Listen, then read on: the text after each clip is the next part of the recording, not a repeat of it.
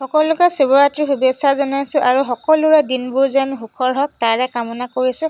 আৰু ময়ো এইফালে শিৱৰাত্ৰি খাবলৈ বুলি আহিলোঁ। শিৱৰাত্ৰি খাবলৈ আহিলোঁ মানে এইফালে নেগেৰাৰ সন্মুখত মানে আমাৰ গাঁৱৰ খুৰী এঘৰৰ শিৱ মন্দিৰৰ শিৱ পূজা এভাগ কৰা হৈছে। তালৈ বুলি আমন্ত্ৰণ কৰিছিলে আমাৰ গাঁৱৰ মহিলাসকলক নামপতি এভাগ গাবলৈ বুলি, আৰু তালৈ বুলি আহি এইফালে নেগেৰা বজাবলৈ বুলি ল'লোঁ। আৰু এইফালে মানুহ একেবাৰে তাকক গম পাইছে নহয়, কিয় জানেই এইফালে নামঘৰ মন্দিৰে শৰাই আগবঢ়াব গৈছে, কিছুমানে সেইবাবে আহিব পৰা আৰু কিছুমানে ঘৰতে নিজৰ পতা হৈছে সেইবাবে আহিব পৰা নাই। পাছফালে আছিলে বাৰু মানুহ, তাকে আপোনালোকক ভিডিঅ' কৰিব নহ'লে, আগৰখিনিতো ভিডিঅ' একেবাৰে কৰিবলৈ নহ'ল। তাকে ইয়াতে বোলো অকণমান আপোনালোকক দেখুৱাই দিওঁ আৰু ফেচবুকতো সাঁচি থওঁ বুলি ভাবিলোঁ। আৰু আপোনালোকে আমাৰ নামপাতি ভাগ শুনিবচোন, যদি ভাল পায় লাইক এটা কৰি দিব আৰু মোৰ পেজটো ফ'ল' কৰিব নাপাহৰিব।